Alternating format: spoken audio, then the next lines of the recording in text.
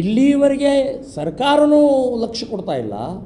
ಮನವಿ ಕೊಟ್ಟಿವಿ, ಅದಕ್ಕೆ ಕಂಪ್ಲೇಂಟ್ ಕೊಟ್ಟಿವಿ, ಕೋರ್ಟಿನ ಆರ್ಡರ್ಗಳೆಲ್ಲ ಕಡೆ ಇದಾವೆ, ಕಂಟೆಂಪ್ಟ್ ಹಾಕಿದ್ದೀವಿ.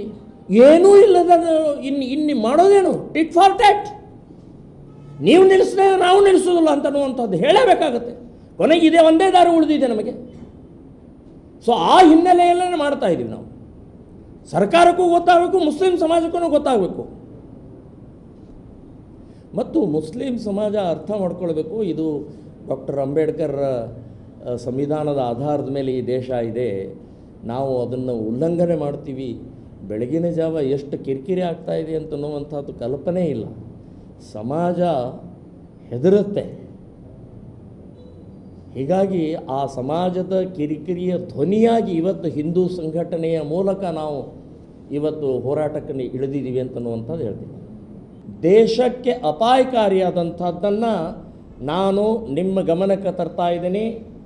ಮಹಿಳಾ ಸಂಘಟನೆಯವರಿಗೆ, ಮಹಿಳೆಯರು ನೀವು ಇದನ್ನು ಗಮನಿಸಬೇಕಾಗಿದೆ. ಕೇರಳದಲ್ಲಿ 800ಕ್ಕೂ ಹೆಚ್ಚು ಹಿಂದೂ ಕಾರ್ಯಕರ್ತರ, ಹಿಂದೂ ನಾಯಕರ ಕೊಲೆ ಆಗಿದೆ.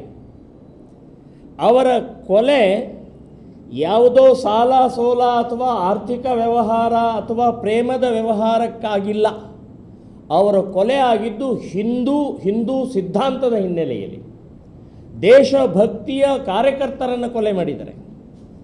ಸೊ ಹಿಂದೂ ವಿಚಾರಧಾರೆಯ ಹೋರಾಟಗಾರರಾದಂಥ ನಾಯಕರನ್ನು ಕೊಲೆ ಮಾಡಿದ್ದಾರೆ. ಅಂದರೆ ನಮ್ಮ ದೇಶಕ್ಕೆ ಎಷ್ಟು ಅಪಾಯಕಾರಿ ಇದೆ. ಹಿಂದೂಗಳ ಮೇಲೆ ಈ ಆಘಾತವನ್ನು, ಕೊಲೆಯನ್ನು, ಹತ್ಯೆಯನ್ನು ಮಾಡ್ತಾ ಇರುವಂಥವರು, ಇವರಿಗೆ, ಈ ಕೊಲೆಗಡಕರಿಗೆ, ಈ ದೊಡ್ಡ ಒಂದು ಜಾಲಕ್ಕೆ ಈ ಬಂಗಾರದ ವ್ಯವಹಾರದಿಂದ ಹಣ ಹೋಗ್ತಾ ಇದೆ. ಕೊಲೆಗಡಕರಿಗೆ ಅಥವಾ ಕೊಲೆಯಲ್ಲಿ ಸಿಕ್ಕಂಥ ಅವರ ಯಾರಿದ್ದಾರೆ ಮುಸ್ಲಿಂ ಕಿಡಿಗೇಡಿಗಳು ಯಾರಿದ್ದಾರೆ ಅವರ ಬಿಡುಗಡೆಯೂ ಕೂಡ ಈ ಬಂಗಾರದ, ಈ ಚಿನ್ನದ ವ್ಯವಹಾರದಲ್ಲಿ ತೊಡಗಿದಂಥ ದುಡ್ಡು ಅವ್ರಿಗೆ ಹೋಗ್ತಾ ಇದೆ.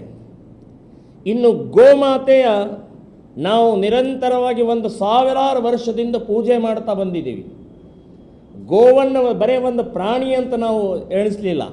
ಗೋವು ನಮ್ಮ ದೇವತೆಗಳ, ಎಲ್ಲ ದೇವತೆಗಳ ವಾಸಸ್ಥಾನ ಅಂತ ಹೇಳಿ ನಾವು ಪೂಜೆ ಮಾಡ್ತಾ ಬಂದಿದ್ದೀವಿ. ಇವತ್ತು ಗೋ ಹತ್ಯೆ ನಿಷೇಧ ಕರ್ನಾಟಕದಲ್ಲಿ ಕಾನೂನು ಇದ್ದಾಗಲೂ ಕೂಡ ಇಲ್ಲಿಂದ ಕೇರಳಕ್ಕೆ ನಿರಂತರವಾಗಿ ಗೋಕಳ್ಳತನ ಆಗ್ತದೆ, ಗೋಮಾಂಸ ಹೋಗ್ತಾ ಇದೆ, ಗೋವುಗಳು ಹೋಗ್ತಾ ಇದ್ದಾವೆ.